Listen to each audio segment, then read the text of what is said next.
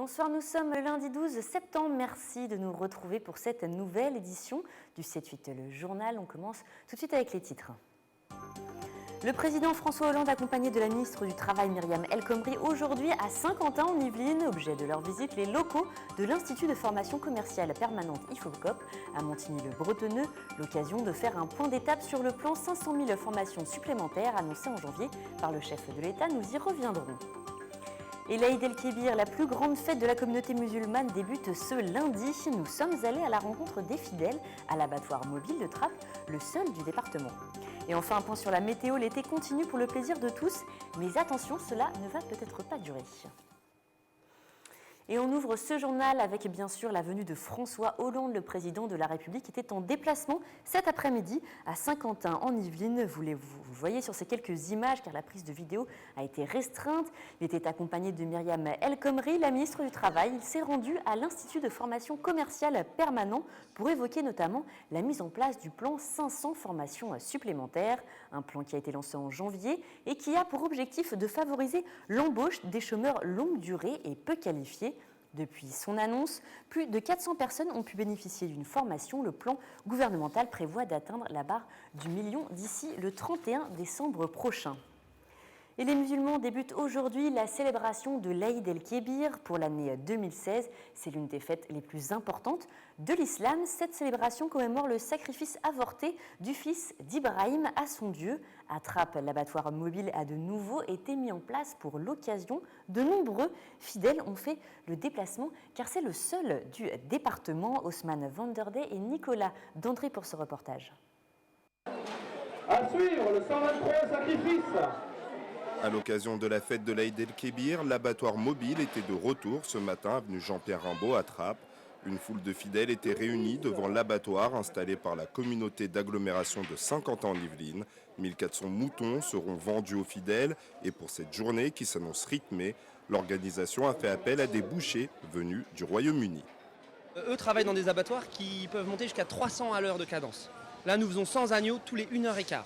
Donc toutes les 65 minutes, il y a 100 agneaux qui sortent en bout de chaîne. Donc pour ça, c'est une cadence infernale. Il n'y a quasiment personne en abattoir en France qui est capable de sortir ça. C'est pour ça que nous faisons appel à ce personnel qui est vraiment surqualifié. Et pour la première fois cette année, une journée de vente privée a été mise en place mercredi dernier. Le but, permettre aux musulmans de l'agglomération de choisir leurs moutons en avance, une organisation qui ravit les consommateurs. Très satisfait parce qu'il est déjà à côté de chez moi, je ne tape pas des kilomètres et kilomètres, avec des vétérinaires qui contrôlent tout ça et je mange quelque chose qui est sûr, je risque ni des maladies ni rien, c'est bon pour moi, personnellement c'est très satisfaisant. On ne prend à l'heure où ils ont annoncé, c'est bien organisé à l'intérieur quand ils font le sacrifice et tout. Les fidèles peuvent encore choisir leurs moutons demain sur place ou via Internet. L'abattoir mobile est ouvert de 8h30 à 19h30, avenue Jean-Pierre Rimbaud, à Trappes. Et on va parler à météo à présent. Vous avez certainement à profiter du beau temps aujourd'hui. 30 degrés à Paris cet après-midi, 33 degrés demain. La rentrée de ce mois de septembre 2016 rime avec vague de chaleur. Cette période chaude est-elle exceptionnelle? En tout cas, ce n'est pas pour déplaire à certains. Les explications avec Corinne Fallin. Vanessa est étudiante en master enseignement. Voilà tout juste une semaine qu'elle a repris les cours et cette année, la rentrée, c'est aussi des bains de soleil dans le parc de l'université. Mi-septembre, c'est très agréable, il fait 30 degrés, on reprend les cours en douceur, il fait beau, l'été se prolonge, donc c'est vraiment très agréable. Eleanor est anglaise et travaille à Paris. Aujourd'hui, elle profite du temps estival pour se détendre dans le parc de Saint-Quentin. Aujourd'hui, je profite d'une journée de repos. Je profite du soleil, voilà. Je sais qu'il y a un parc ici, il y a de l'eau et c'est un peu plus frais, enfin, c'est agréable. Pour le prévisionniste météo Jean-François Douguet, ces températures n'ont rien d'étonnant pour un début de mois de septembre. En 1947, on a eu aussi des fortes températures. En 2003 également, on a eu 30 degrés. En septembre, finalement, c'est assez fréquent d'avoir des températures qui dépassent les 30 degrés, au moins début septembre, quoi. Profitez du beau temps et des parcs ensoleillés, car cette vague de chaleur va bientôt s'interrompre, avec le retour de la pluie prévu pour mercredi. Et reprenons la direction de Trappes, retour sur le forum des associations. Comme chaque année, de nombreuses familles se sont rendues à l'événement qui s'est déroulé ce samedi 10 septembre. Alors parmi des figures historiques comme le club de basket, de nouvelles associations étaient présentes. Regardez, ce sont des images signées Patrick Jacques de Dixmude. Forum des associations rime souvent avec affluence au complexe sportif Broustal à Trappes. Pour l'association Escalade, ce forum est une première. Créée en 2013, elle prévient et prend en charge le décrochage scolaire chez des enfants et adolescents de 5 à 25 ans. Elle accompagne également les familles et les professionnels en difficulté dans ce domaine. Nous, on propose une permanence fixe dans les collèges et à partir de là, on essaie de les accompagner de manière très régulière, en moyenne une fois toutes les 2 semaines pour la plupart, mais ça peut être plus fréquent, voire moins fréquent s'ils ont moins besoin d'accompagnement. L'association intervient dans les collèges Le Village, Youri Gagarine, Gustave Courbet à Trappes et Alexandre Dumas à Maurepas. Pour l'instant, elle cherche de la visibilité car elle a encore besoin de se faire connaître, contrairement à d'autres, comme l'Étoile des cheminots de Trappes. Né en 1937, le club de basket ne rate jamais un forum. Ça nous permet d'avoir de nouvelles familles, de nouvelles personnes, de nouveaux jeunes. On a des habitués qui sont là depuis plus de 10 ans au club. Et c'est vrai que renouveler un peu les nouvelles générations et leur permettre de pratiquer le basket, c'est très important pour nous. L'année dernière, le club totalisait 230 licenciés. Il espère faire mieux cette année grâce à l'influence positive de l'équipe de France masculine, mais aussi féminine, lors des Jeux de Rio de 2016. Une nouvelle initiative mise en place par la ville de Montigny-le-Bretonneux. Elle a organisé dans la matinée du vendredi 9 septembre une session de recrutement pour 2 dispositifs d'aide aux devoirs, l'étude surveillée et l'étude dirigée. Une quinzaine de candidats étaient reçus, majoritairement des étudiants, mais aussi des adultes en recherche d'emploi. Ces missions se déroulent 3 jours dans la semaine, le lundi, le mardi et le jeudi de 17h à 18h avec des groupes d'élèves. Pour un salaire compris entre 21 et 23 euros de l'heure, la directrice de la maison de quartier Louis Jouvet de Montigny-le-Bretonneux, Anne-Aurélie Taine, est revenue en détail sur ce dispositif. Écoutez-la. On est soit sur une mission de surveillance et d'aménagement, de mettre les jeunes dans de bonnes conditions pour la réussite scolaire.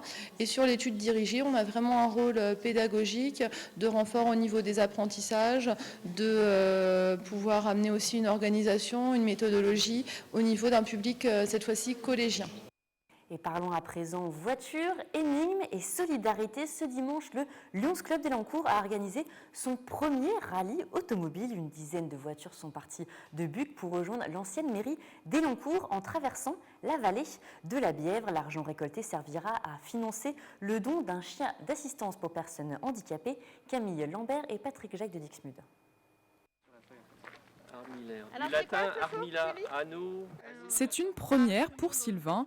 Dimanche 11 septembre, les apprentis enquêteurs récoltent des indices. Avec sa famille, il participe au rallye surprise organisé par le Lions Club d'Elancourt au profit de l'association Andy Chien. C'est l'ambiance, c'est apprendre des choses et puis passer un bon moment. Okay. Voilà, puis en plus si on peut aider, c'est pas mal. Là en plus il y a une bonne cause, donc c'est encore mieux. C'est encore pas mal. Avec des énigmes à résoudre en équipe, les 40 participants découvrent la vallée de la Bièvre et ses curiosités. Différentes étapes ponctuent le parcours jusqu'à l'ancienne mairie d'Elancourt. Un moyen de s'amuser tout en faisant une bonne action. Il s'agit de financer le don d'un chien à, on a choisi un jeune handicapé. On n'a pas, je ne peux pas vous dire encore si c'est un malvoyant, un autiste, mais c'est ce type de profil que l'on vise. Également les schizophrènes, pour lesquels l'utilisation du chien est très importante. C'est au-delà du chien guide d'aveugle. Là, on est plutôt sur des personnes avec un handicap moteur. Et le chien peut accomplir des petites tâches comme ouvrir une porte, ouvrir le frigo, pour aider les personnes. Cette manifestation a permis de récolter environ 600 €. Un chien d'assistance coûte 15 000 €. Il faut en moyenne 3 ans au club pour recueillir les fonds nécessaires à ce type d'opération. D'autres événements solidaires sont organisés toute l'année. Et on ouvre à présent une page sport en golf. Le Paris Legends Championship était organisé pour la première fois sur les greens du golf national de Saint-Quentin. En Yvelines, c'était ce week-end, plus d'une cinquantaine de légendes de la discipline se sont affrontées pendant 3 jours sous la chaleur, comme vous le voyez sur ces images, autour d'une carte de 69. Magnus Pi Atlevi remporte la compétition avec un bilan de -8 sur l'Albatros.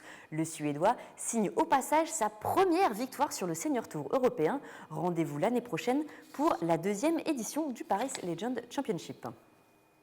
Et pour finir, un mot de football. Guyancourt se qualifie au forceps pour le 4e tour de la Coupe de France. Réduit à 10 et malmené par les attaquants de Persan, dans le Val d'Oise, les Saint-Quentinois, qui évoluent comme leur adversaire en division Excellence, ont réussi à marquer au retour des vestiaires pour l'emporter 1-0. On écoute les réactions. Beaucoup de passes ratées, une organisation pas très correcte de notre part.